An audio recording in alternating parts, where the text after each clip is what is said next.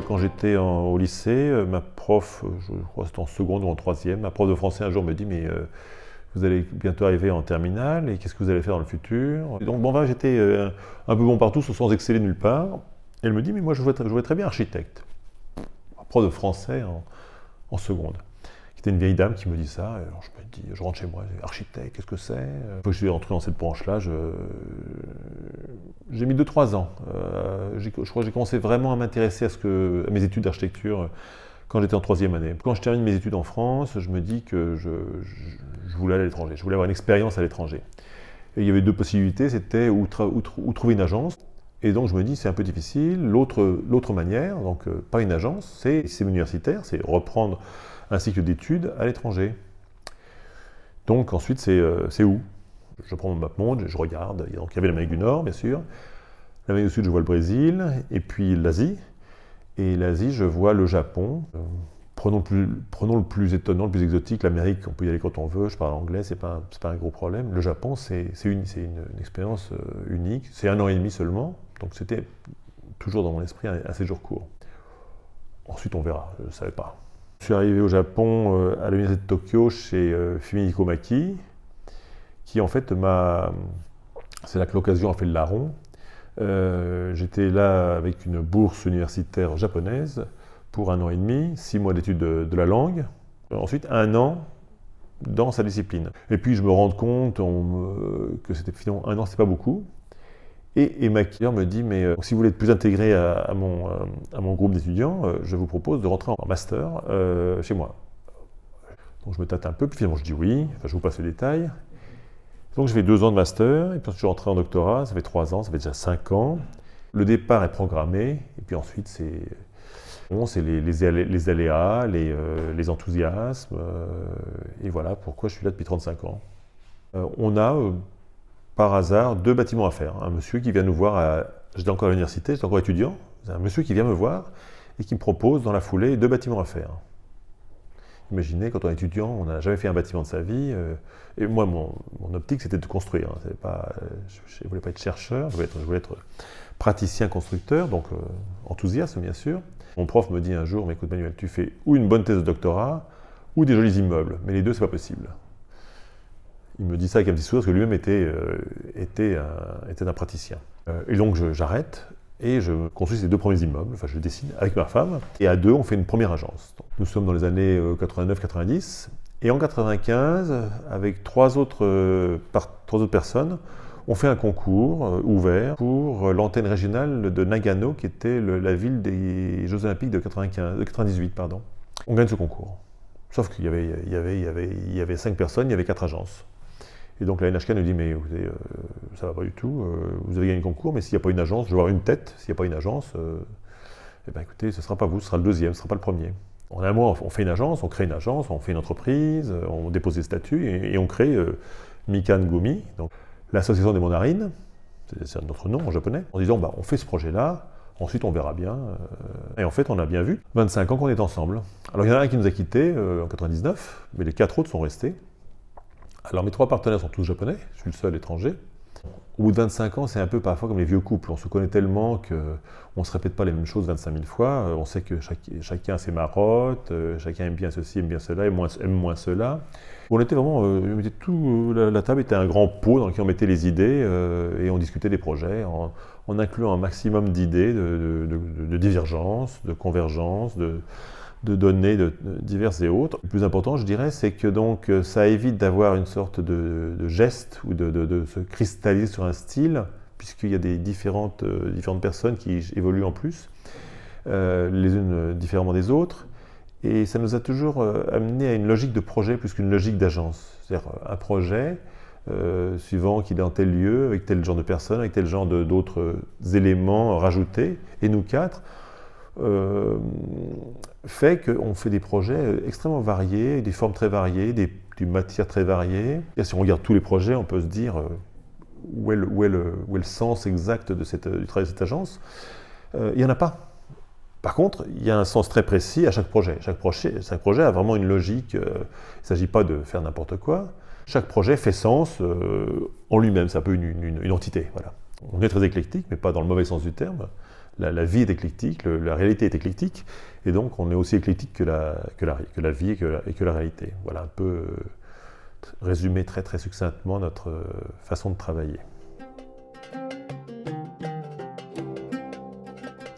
Alors pour parler d'un projet particulier, donc le centre de l'école française d'Extrême-Orient à Kyoto, la parcelle fait environ, de mémoire, environ 8 mètres de large par 15 mètres de long. Donc c'est une parcelle en bande, fermée sur 3 côtés, et qui donne juste sur une rue. Donc c'est une sorte de dent creuse. Voilà. Une parcelle très simple, qui fait face à l'ouest. Au Japon, l'ouest, c'est la direction qu'on essaie d'éviter. C'est là que le soleil arrive tout l'après-midi, c'est là qu'il surchauffe, c'est un pays chaud le Japon, hein. C'est là qu'il surchauffe les façades qu'il touche, et donc c'est en général l'exposition qu'on redoute. Il se trouve que ce bâtiment-là, vu qu'il est fermé sur 3 côtés et qu'il est ouvert sur la rue que vers l'ouest, il a déjà un problème d'orientation. Le programme est très simple, c'est donc un centre de recherche sur la culture japonaise. Il y a un concours qui est fait, auquel nous ne participons pas, qui est fait, qui est gagné par une jeune agence franco-japonaise. Il propose simplement de mettre au rez-de-chaussée la grande salle de la grande librairie, enfin la grande bibliothèque plutôt, et à l'étage suivant d'avoir les bureaux de chercheurs, et puis à l'étage terminal d'avoir la grande salle de conférence. Le principe est très simple, il est très, très logique. La deuxième logique, c'est de faire ça en structure métal, parce que ça permet d'avoir des portées relativement grandes, sauf que il s'avère que c'était un projet trop cher. Le client relance un concours en disant « Vous allez repartir en essayant de conserver globalement l'organisation du projet, mais à vous de trouver des façons de faire des économies pour rentrer dans les clous. » Nous, on se dit « Bon, il ne faut pas chercher midi à 14 heures. Si on repart sur le métal, on va faire la même erreur qu'eux. Ce n'est pas une erreur d'architecture, c'est une erreur d'économie.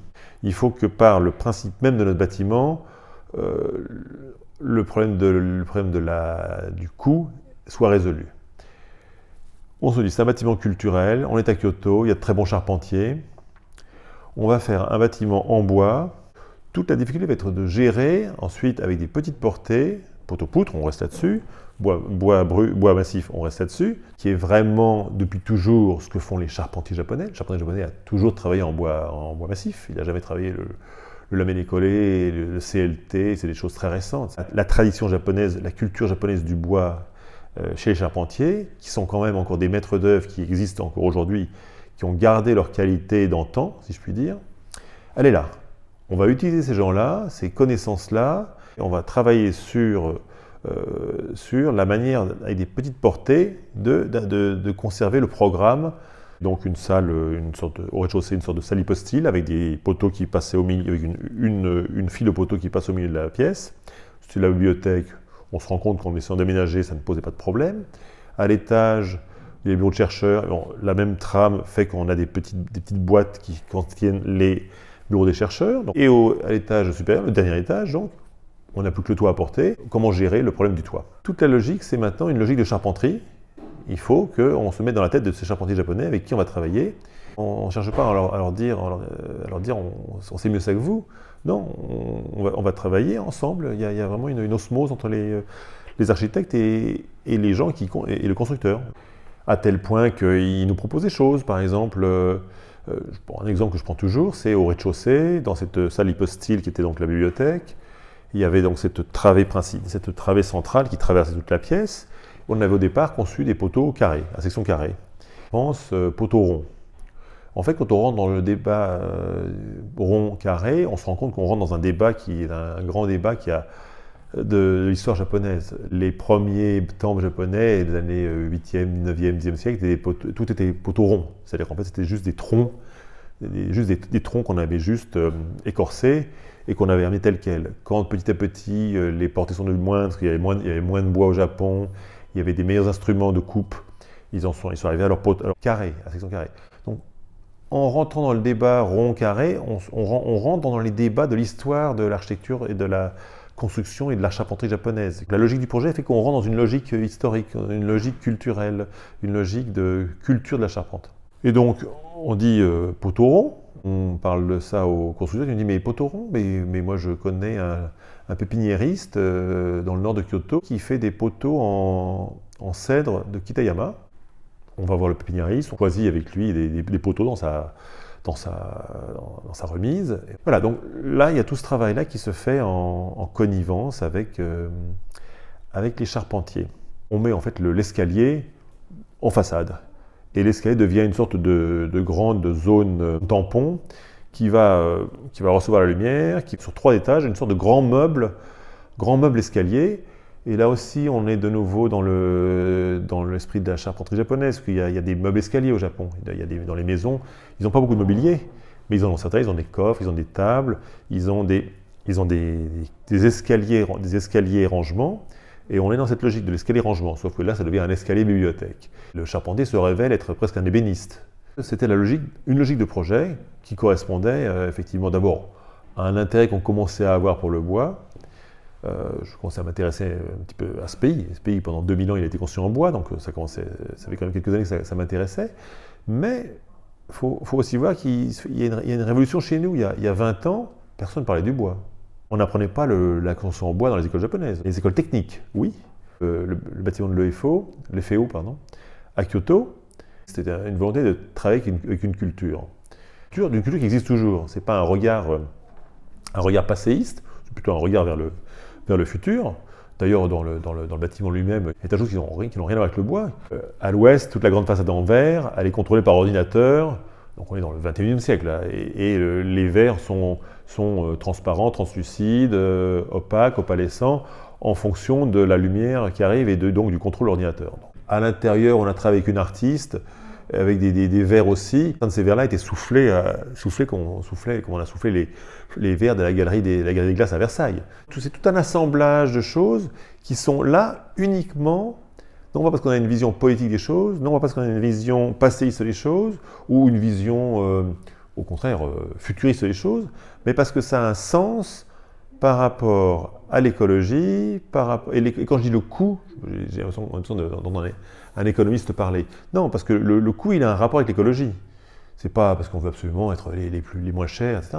C'est parce que si vous utilisez des bois locaux avec un charpentier local, et c'est sa connaissance, vous avez bien entendu des coûts moindres. Et les choses sont liées. Il y a une sorte de vision ontologique de la construction qui fait que ça a une relation très directe avec l'économie de la construction.